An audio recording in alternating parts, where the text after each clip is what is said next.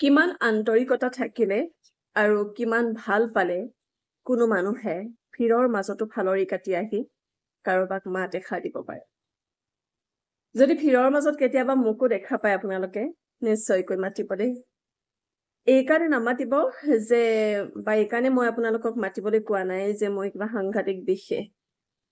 এইকাৰণে আচলতে মই আপোনালোকক অনুৰোধ কৰিছো কাৰণ আপোনালোক মোৰ বাবে খুব বিশেষ।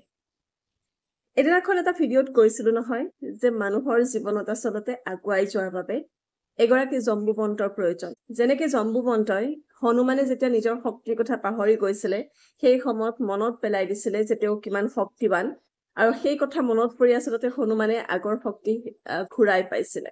সেই কাহিনীবোৰ হয়তো আপোনালোকে জানে। ঠিক তেনেদৰে আমাৰ জীৱনতো আমাৰ অন্তৰৰ মাজত বা আমাৰ মনৰ ভিতৰত বহুত এনেকুৱা উদ্যম থাকে, বহুত শক্তি থাকে। কিন্তু সেই শক্তিবোৰ আমি সময় সাপেক্ষে পাহৰি যাওঁ। আৰু যদি কোনোবা এগৰাকী আমাৰ জীৱনতো তেনেকুৱা জম্বুবন্ত থাকে যিয়ে আমাক প্ৰেৰণা দিব, যিয়ে আমাক আমাৰ নিজৰে শক্তিৰ কথা মনত পেলাই আগুৱাই যোৱাৰ বাবে উৎসাহ দিব, কিমান যে সুন্দৰ হ'ব জীৱনবোৰ।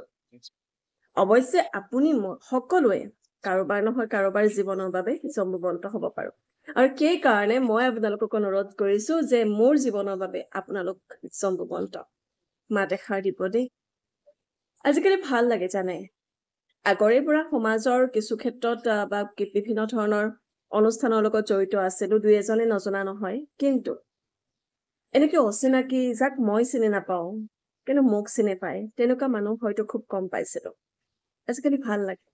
কৰবাত বিয়া সবাহত গৈছো, কৰবাত কিবা এটা অনুষ্ঠানত গৈছো ৰাজহুৱা, তাতেও যেতিয়া ভিৰৰ মাজত কোনোবাই ফালৰি কাটি মাতে, হয়তো দূৰ সম্পৰ্কেৰে চালে তেখেতসকল আমাৰ সম্পৰ্কৰে মানুহ, কিন্তু সম্পৰ্কৰ বুলি নাজানিও তেখেতসকলে হীৰামণি শৰ্মা বুলি মোক মাতে।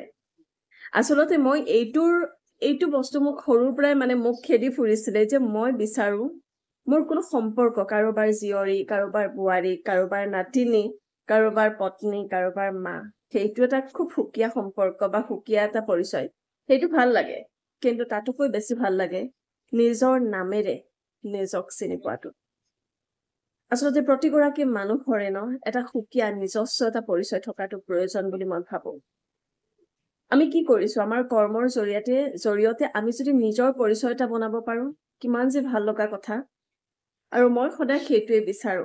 আৰু আচলতে কিছুদিনৰ পৰা আপোনালোকে হয়তো দেখিছে যে মই বেছিকৈ ভিডিঅ' দিয়া নাই, কাৰণ মোৰো মনটো অকমান কেতিয়াবা ডাউন হৈ যায়, অকমান কৰ্মব্যস্ততাৰ মাজত মিলাব নোৱাৰা হৈ যাওঁ। সেই যিটো বহুত কৰ্মব্যস্ততাৰ মাজতো অকমান সময় উলিয়াই ঘপককৈ কিবা এটা ভিডিঅ' বনোৱা, সেই জোচটো কেতিয়াবা নোহোৱা হৈ যায়। কিন্তু এনেবোৰ কথাই য'ত আপোনালোকে যে ভিৰৰ মাজতো মাতিলে, ক'লে যে আপোনাৰ কথাবোৰ বা তোমাৰ কথাবোৰ ভাল লাগে, কিমান যে সুন্দৰকৈ ভিডিঅ'বোৰ বনোৱা, এই সকলোবোৰ মোৰ বাবে বহুত বেছি প্ৰেৰণাদায়ক।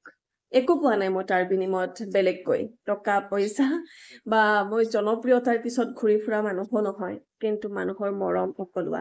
সমাজ মোৰ খুব প্ৰিয় আৰু সমাজৰ মানুহবোৰো মোৰ যথেষ্ট আপোন যেন লাগে।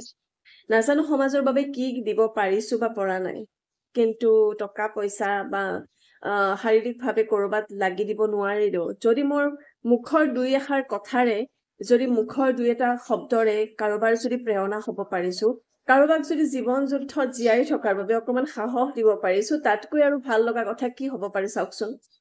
কিন্তু এই কামটো আপোনালোকেও কৰিব পাৰে, সামাজিক মাধ্যমত নহয় কিন্তু নিজৰ জীৱনত ওচৰে পাজৰে যিমানখিনি মানুহ থাকে সেই মানুহবোৰৰ বাবে প্ৰেৰণা হৈ চাও বলকচোন। আমি কিজানিবা আমাৰ জীৱনটো নিজৰে ভাল লগা হৈ যায়, কাৰণ আমি নিজে নিজক ভাল নোপোৱা হৈ যাওঁ কিছু ক্ষেত্ৰত, নিজৰ জীৱনটো ভাল নলগা হয়।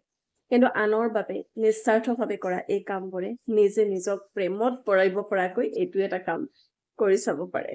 মাতিব দেই য'তে দেখে, আৰু আপোনালোকে তেনেকৈ মাতিলে আপোনালোকৰ চিনাকি হ'ব পাৰিম, সন্মুখৰ পৰা আপোনালোকৰ লগত কথা পাতিব পাৰিম। কি যে মধুৰ কথা, ভাল লাগে। ভালে থাকক, খুব সুন্দৰকৈ থাকক। হেৰুৱা সুবাস বিচাৰি বহুতো এনেকুৱা কাহিনী আহিছে, যিবিলাক কাহিনী আপোনালোকৰ লগত আগত ক'বলগীয়া আছে, নিশ্চয়কৈ ভিডিঅ' আকাৰে জনাম।